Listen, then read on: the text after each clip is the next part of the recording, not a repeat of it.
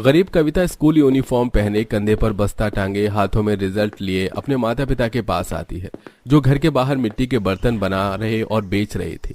साथ में कुछ ग्राहक भी खड़े थे। माँ, ये देखो, क्लास में सबसे अच्छे नंबरों से मैं पास हुई हूँ। देखा शांति, तुमने, मैं ना कहता था हमारी बेटी हमारा नाम रोशन करेगी। मैं तो अपनी बेटी को अब और पढ़ाऊंगा जहाँ तक वो पढ़ सके। अरे वाह विनोद भैया, तुम्हारी बेटी पूरे स्कूल में फर्स्ट आई है। अब तो तुम्हें मिठाई बांटनी होगी। हम जैसे गरीबों के बहुत कम बच्चे होते हैं जो इतने अच्छे नंबरों से पास होते हैं। कविता का रिजल्ट देख न सिर्फ विनोद और शांति खुश होते हैं, बल्कि वहाँ कुछ गरीब लोग जो मिट्टी के मटके बर्तन लेने आए थे वो भी काफी ज्यादा खुश होते हैं। पर ये सब विनोद के पड़ोसी अशोक और उसकी बीवी देखकर जलने लगते हैं। सरकारी स्कूल में फर्स्ट क्लास आकर तुम्हारी बेटी ने कोई पहाड़ नहीं तोड़ दिया। और अपनी बेटी पर थोड़ा सोच समझ कर खर्च करना, क्योंकि गरीब के बच्चे कभी कुछ नहीं कर पाते। देखना, मेरी बेटी मेरी तरह एक दिन बहुत बड़ी इंसान बनेगी और तुम्हारी बेटी तुम्हारी ही तरह मिट्टी के बर्तन और मटके बनाती रह जाएगी। सही कहा अशोक भैया तुमने। आजकल गरीबों के कुछ ज्यादा ही पर निकल आए हैं, अपनी औकात से बढ़कर सपने देखने लगे हैं। इस तरह अशोक और कुछ और अमीर लोग मिलकर गरीब विनोद का मजाक बनाते हैं, पर कविता और उसके माता पिता उनकी बातों पर ज्यादा ध्यान नहीं देते। इसी तरह कुछ दिन बीत जाते हैं और एक दिन कविता तैयार होकर कॉलेज जाती है।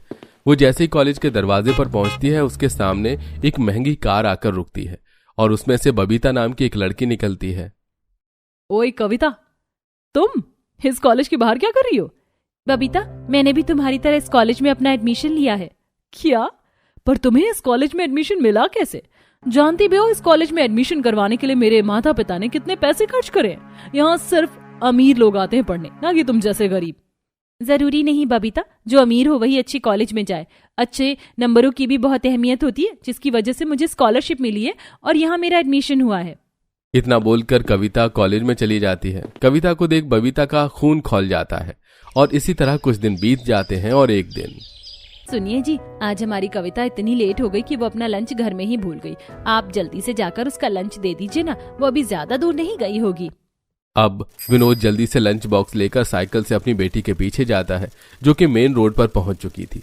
पर वो देखता है कि बबीता कार रोककर कविता से कहती है, वैसे कविता, तुम चाहो तो मेरी कार में बैठ सकती हो, वैसे भी हमें एक ही कॉलेज में जाना है। नहीं, मैं चली जाऊंगी। ओह कम ऑन कविता, आप शर्माना बंद भी करो और आकर गाड़ी में बैठ जाओ। पीछे से बाइक से बैग लिए अशोक भी आता है। अरे बेटा, इन गरीबों के मुंह नहीं लगते। ये देखो, तुम जल्दबाजी में अपना पर्स घर ही भूल आई थी। इसमें तुम्हारी माँ ने कुछ पैसे रख दिए हैं, तो अच्छा सा बाहर जाकर लंच करना। देख रहे हैं अंकल आप, मेरे पापा मेरी कितनी फिक्र करते हैं। चलो कविता, बैठो तुम। बबीता के कहने पर अब जैसे ही कविता गाड़ी का दरवाजा खोलने जाती है, बबीता अपनी गाड़ी स्टार्ट कर वहां से चली जाती है। यह देख कविता को बहुत बुरा लगता है और वहीं अशोक अपनी बेटी की इन हरकतों पर हंसते हुए गरीब बाप बेटी का मजाक बनाता है। मुझे कभी कभी तुम गरीबों पर बहुत तरस और कभी कभी बहुत हंसी आती है। तुम जैसों के साथ मेरी बेटी ने बिल्कुल सही किया। बेटी, मुझे माफ कर दे। तेरे माँ बाप इतने गरीब हैं कि तुझे कॉलेज जाने के लिए नई साइकिल भी नहीं दे सकते। ये पुरानी साइकिल देकर तुझे कोई फायदा नहीं, कभी भी धोखा दे सकती है। पापा, ऐसी बातें करके आप अपना दिल छोटा मत कीजिए। आपने मुझे जितना भी दिया है मेरे लिए वो काफी है। इतना बोलकर विनोद सिर झुकाकर अपने घर जाता है, तो वहीं कविता भी कॉलेज जाती है और अशोक भी उन गरीबों का मजाक बनाकर अपने घर चला जाता है। घर जाने के बाद जब विनोद का उतरा हुआ चेहरा शांति देखती है तो वो भी परेशान हो जाती है। क्या हुआ जी, आज फिर किसी ने हमारी गरीबी का मजाक उड़ाया क्या? हाँ शांति, और अब लोग हमारा मजाक तब तक बनाएंगे जब तक हमारी बेटी कुछ करके न दिखा दे। अब हमारी बेटी ही हम गरीबों का मान सम्मान बढ़ा सकती है। क्योंकि अशोक और उसका परिवार अमीर था, इसलिए उनका घमंड भी काफी ज्यादा था। समय यूं ही बीतता है और देखते ही देखते फर्स्ट ईयर के एग्जाम शुरू हो जाते हैं। क्योंकि हर समय बबीता अपने दोस्तों के साथ घूमने और पार्टी करने में व्यस्त रहती थी, इसलिए वो पढ़ाई नहीं करती। और एग्जामिनेशन हॉल में जब सभी बच्चे एग्जाम दे रहे होते हैं तो बबीता कविता के पीछे बैठी उसकी आंसर शीट छुप छुप कर देख रही होती है। कितना छोटा छोटा लिख रही है ये, लगता है अब मुझे अपनी चिट निकालनी ही पड़ेगी। इतना बोलकर बबीता चिट निकालकर नकल करने लगती है और पीछे से टीचर आती हैं और वो पकड़ी जाती है, जिसके बाद उसके माता पिता को बुलाया जाता है। ये देखिए, आपकी बेटी घर से पहले ये चिट बना कर लाई है ताकि पेपर में नकल कर सके। अरे सर, बच्चे हैं, थोड़ी बहुत नकल तो करेंगे ना। आप कुछ ले देकर रफा दफा कर दीजिए।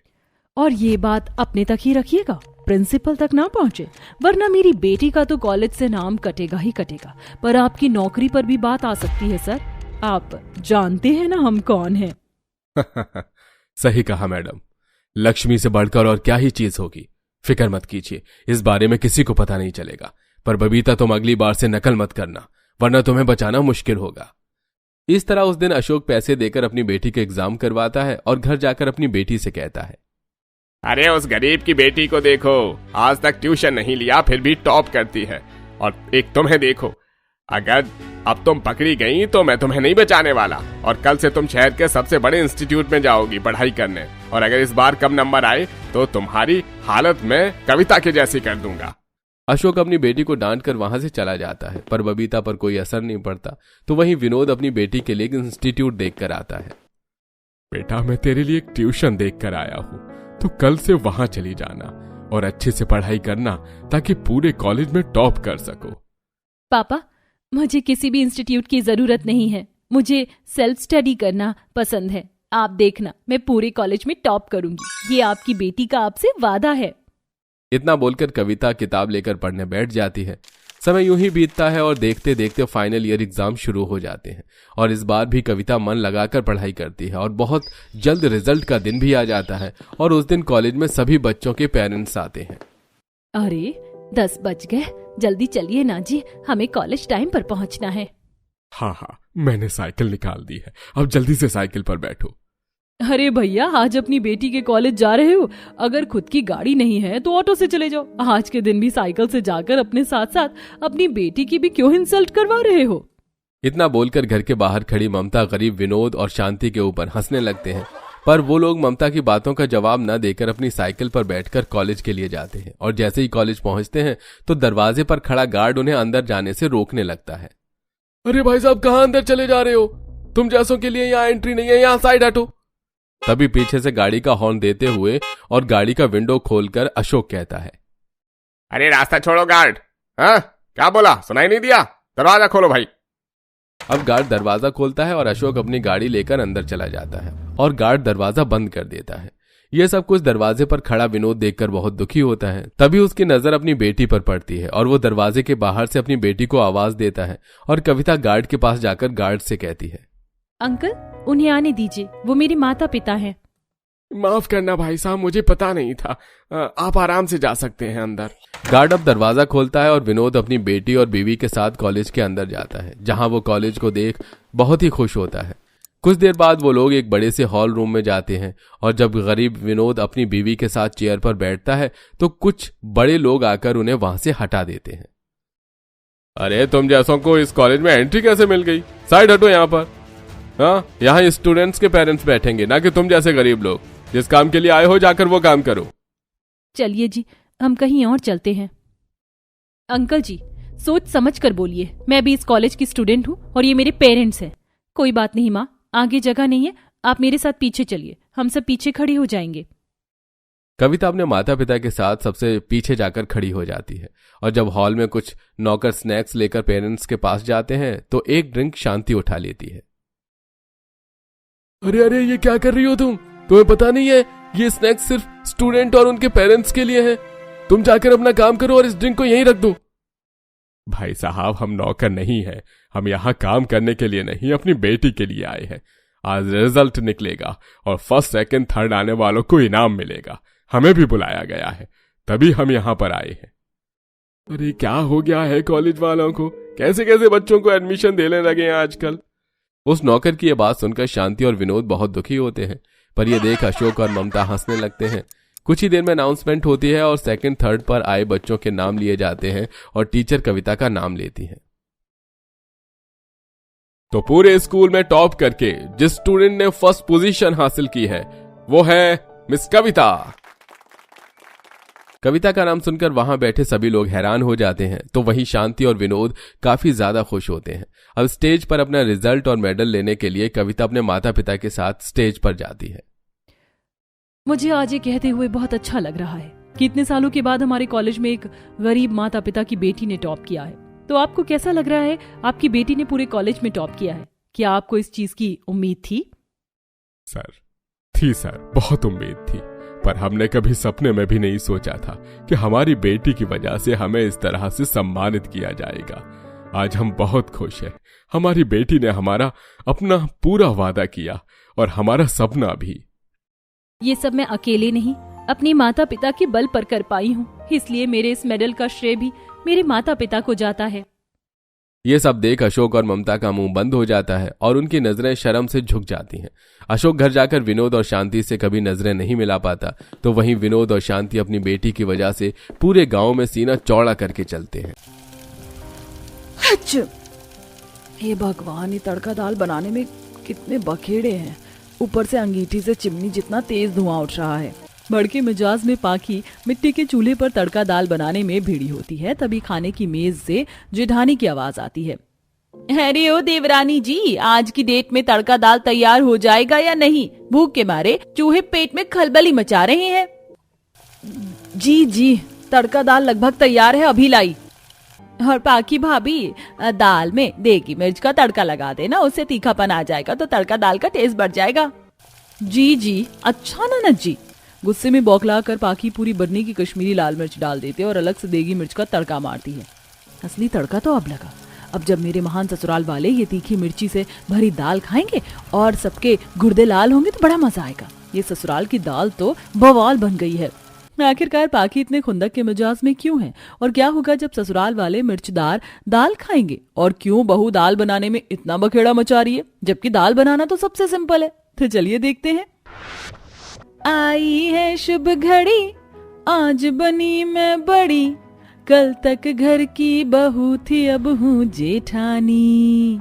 हुक्म चलाऊंगी मैं, आंख दिखाऊंगी मैं, सहमी खड़ी रहेगी मेरी देवरानी। लो चली मैं अपने देवर की बारात लेकर, लो चली मैं। जहां पाकी शादी के जोड़े में ससुराल की दहलीज पर खड़ी होती और जेठानी मधुरिमा ठुमके लगा रही होती, वहीं दोनों नंद शिप्रा काव्या खुसर फुसर कर रही थी। अरे देखो देखो, काव्या आज तो बड़ी भाभी के मन में मोतीचूर के लड्डू फूट रहे हैं, कैसे ठुमके लगा रही है। अरे ठुमके तो मारेंगी ही, आखिरकार अब इनको रसोई के काम काज से छुटकारा जो मिलने वाला है। दाल में कुछ तो काला है मेरी, ये दोनों नंद पता नहीं क्या खिचड़ी पका रही है। ऊपर से इस जल कुकड़ी जेठानी की तो ताता थैया खत्म नहीं हो रही है। लगता है डांस फ्लोर तोड़कर मानेंगी। खड़ी खड़ी मैं तो थककर चूर हो गई हूँ। पाकी थकान के चलते खुद में बड़बड़ा रही होती, तभी दादिया सास शकुंतला टोकती है। अरे अरे बस कर पड़ी बोता बहू, नहीं तो कमरिया लटक जाएगी। अब पद्मा बहू, तू नई बहू का गृह प्रवेश भी करवा दे, अब क्या अलग से ही मुहूर्त निकलवाना पड़ेगा? जी अम्मा जी, अभी कराती हूँ। पद्मा देवी पाकी का गृह प्रवेश करती है। माँ, दादी माँ, हमें सफर की काफी ज्यादा थकान हो गई है, मैं और पाकी आराम कर ले। अरे हाँ लाडे सर, ले जा अपनी लुगाई को, अपनी नई दुल्हन। सवेरे आराम से उठना, कोई जल्दी नहीं है। जी दादी जी।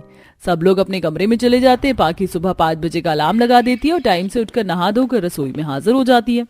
शुक्र है समय से उठ गई तो साफ सफाई नहाना धोना निपट गया। ऐसा करती हूँ, आज पहली रसोई में पनीर वाले छोले पूरी और खिले खिले मटर पुलाव, मिक्स वेज और मीठे में थोड़ी रसमलाई बना लूंगी। इतने आइटम बहुत रहेंगे।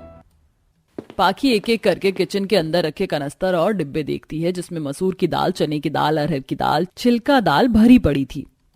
हे भगवान, ये रसोई घर है दाल की दुकान? सारे डिब्बे और यहाँ तक कि आटे के कनस्तर में भी किस्म किस्म की दाल भरी है। अभी तो मदर डेयरी या सफल की दुकान भी नहीं खुली होगी। खैर, तब तक पूरी के लिए आटा लगा लेती हूँ। पाकी पूरी के लिए आटा गूंथ लेती है, पुलाव बना लेती है और फिर सफल डेयरी से मटर पनीर लाकर बनाती है। थोड़ी देर में ससुराल वाले खाने के लिए हाजिर हो जाते हैं। पाकी खुश मिजाज से सब कुछ परोसती है। गुड मॉर्निंग सभी को, गर्मा गर्म खाना हाजिर है, शुरू कीजिए। तभी खाना देखकर ससुराल वाले बड़बड़ाना चालू कर देते हैं। अरे नहीं बहू, ये क्या अगड़म बगड़म बनाकर ले आई है तू? इतना भारी भरकम खाना मुझे नहीं खाना। अरे मेरा तो हाजमा पहले ही कमजोर है बहू, हम लोग सादा खाना खाने के शौकीन हैं। जा जाकर बढ़िया दमदार तीखी दाल तड़का और चूल्हे की रोटियां सेक कर लिया और ये सब उठा ले जा। जी दादी। बाकी सारा खाना उठाकर किचन में ले आती है। भैंस की आंख, अरे मुझे क्या किसी पागल कुत्ते ने काटा था? सुबह सुबह उठकर मैंने अपनी नींद खराब करके इन सबके लिए अच्छा अच्छा खाना बनाया, लेकिन किसी ने ठीक ही कहा है, कुत्तों को घी हजम नहीं होती। सारी मेहनत वेस्ट हो गई। गुस्से में तिल मिलाकर पाखी तड़का दाल बनाने में जुट जाती है। जितने में दाल सीटी आएगी तब तक टमाटर प्याज अदरक लहसुन काट लेती हूँ, फिर रोटी का आटा भी गूंथना है। पाखी पूरी एक कढ़ाई भर कर तड़का दाल बनाती है। तभी सास आवाज लगाती है, अरे नहीं बहू, दाल में हरी मिर्च का चौका डालना और बाकी जार में साबुत मसाले रखे सिलबट्टे पर पीस कर डालना, तब जाकर स्वाद आएगा। और भाभी कश्मीरी लाल मिर्च ज्यादा डालना, तभी तड़का दाल तीखी बनेगी।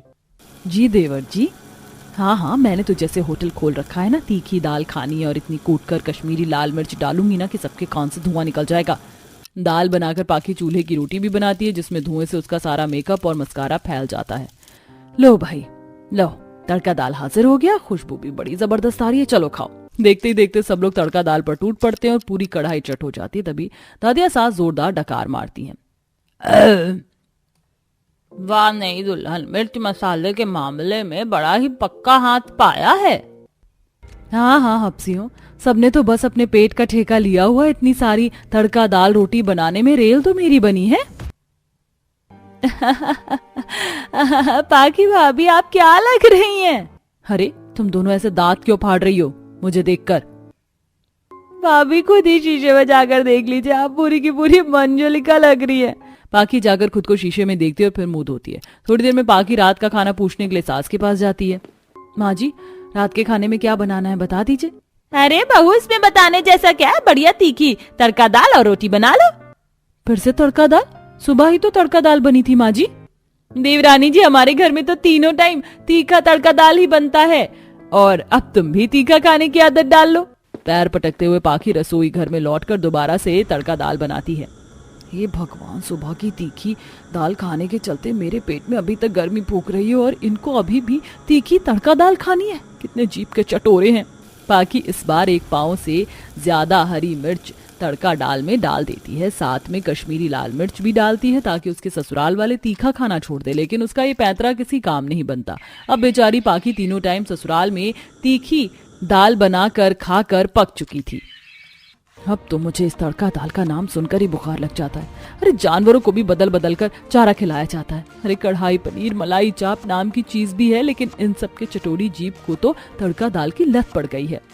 पाखी गुस्से में लाल पीली प्याज काटकर रोई जा रही थी। गैस सिलेंडर भी खत्म हो जाता है। बेड़ा घर को, बस सिलेंडर खत्म होना बाकी रह गया था। अच्छा है, खाना छोड़ देती हूँ। सासू माँ, ससुर जी, गैस सिलेंडर खत्म हो गया है, खाना नहीं बन पाएगा। हाय दैया, तू तो बड़ी कामचोर है पोता बहू। अरे गैस सिलेंडर ही तो खत्म हुआ, आंगन में अंगीठी रखी हुई है और उपले भरे पड़े हैं, चूल्हे पर बना ले खाना। हे भगवान, बाकियों से ज्यादा तो इस दादी सास का पेट पहाड़ है। 10 लोगों की तड़का दाल तो अकेले खुराक में खा जाती है। कैसे कैद खाने ससुराल में फंस गई है तू पाखी। अब पाखी अंगीठी पर धुएं में दाल रोटी बनाती है और जानबूझकर इस बार पूरी एक बरनी मिर्ची डाल देती है। क्या तीखी तड़का दाल खाने वाले ससुराल वाले इस बार की मिर्चीदार दाल पचा पाएंगे या सीसी करेंगे? आइए देखते हैं। ये लीजिए, गर्मा गर्म तड़का दाल हाजिर है। वाह, दाल देखने में तो बहुत ही डिलीशियस और कलरफुल लग रही है भाभी, आज तो मजा आएगा। जैसे ही सब लोग दाल खाते हैं तो सब मिर्ची के मारे प्रेशर कुकर की तरह फटने को जाते हैं। हाथ दैया मार डाला, तौबा, हा कितनी तीखी तड़का दाल बनाई है तूने बहू। अरे क्या शौचालय में से इंजन से धुआं निकालेगी इतनी तीखी दाल खिलाकर? वही तो दादी, मेरे तो कान से धुआं निकल गया। इन्हें तो वैसे भी कुछ नहीं आता जाता, बस काम बिगड़वा लो। बस शिप्रा, अरे आप लोग तो बड़े चाव से तीखी तड़का दाल खाते हैं, तो आज जैसे भुट्टे की तरह उछल क्यों रहे हैं? मेरी एक बात कान खोलकर सुन लीजिए, ये तो सिर्फ ट्रेलर था। अगर आप लोग नहीं चाहते कि मैं पिक्चर दिखाऊं तो ये तीनों टाइम का तड़का दाल खाना छोड़ दीजिए, वरना खुद पकाना और परोस कर खाना, क्योंकि मैं अपने मायके चली जाऊंगी।